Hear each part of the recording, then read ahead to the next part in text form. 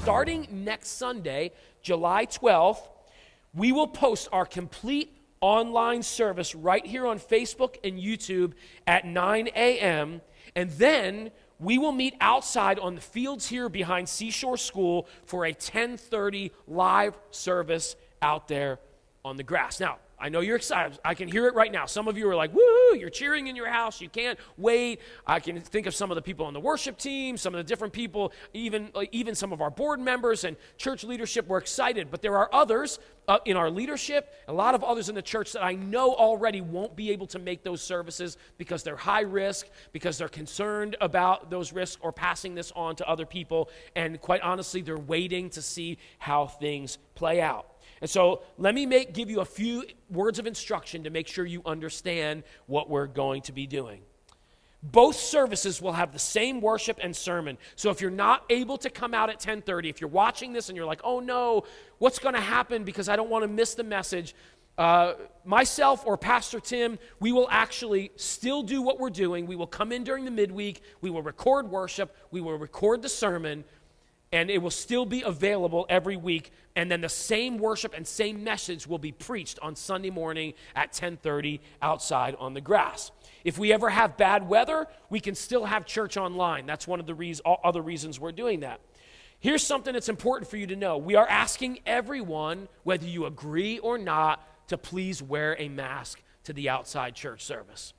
Wear a mask. In fact, I just purchased 200 masks that we can have masks available. If you forget your mask or you don't have one when you come, we will ask you to please put a mask on during the service. Now, we are going to talk about the possibility of not wearing the masks once we're seated and you're separated from everybody else so you can worship and interact without the mask. But before and after and anytime there's a little bit of mingling, we're going to ask everyone to wear a mask. We're also going to get stakes with flags, and in the field we're going to mark out 10 feet apart all these different areas, and those represent pockets where families can sit together so there can be some social distancing, where small groups of friends, if you're friends and you've been getting together outside of church and you're not sick and you're feeling well and you want to gather with a few friends, I'm not talking about 20 people pocketed up, I'm talking about pockets of people sitting together, but we're going to be staking out the field so when you come,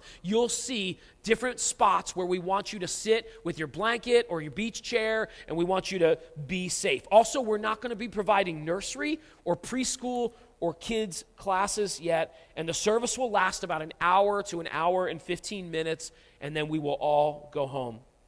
Lastly, if you or someone you know is high risk and you're not ready to be in a group like this yet, please hear what I'm saying. We love you, we respect you, we miss you, and we can't wait until we can all be together. Listen, this is what we're doing, guys. We're trying to stretch ourselves. Your staff is actually going to do double the work to try to provide a way for everybody to be able to hear the word, to worship, to interact together, and be part of a unified church. You might be sitting there right now and saying, you know what?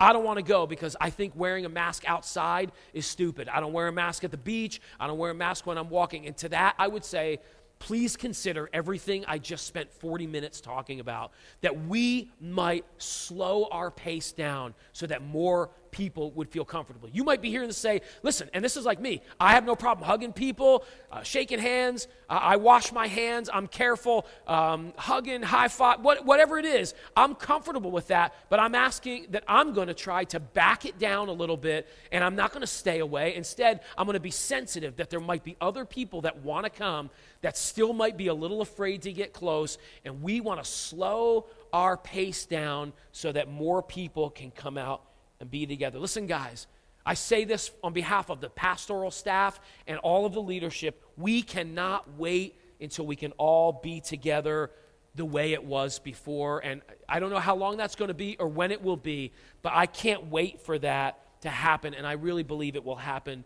eventually. But guys, I hope you're excited. Next Sunday, if you want to be online at 9, that's great. If you want to come out and be with us at 10:30 out on the field, it's going to be a great time of worship and preaching in person. But ultimately, guys, listen to the message today. Let's be reminded that God's in control. Let's be patient And let's let God do everything that he still is doing and working through us. And ultimately, let's answer that question. What does the world need to see? Not just on Sunday, but in our social media, in our interactions, in our small groups, among our friends, Christian and not Christian. What does the world need to see from the church?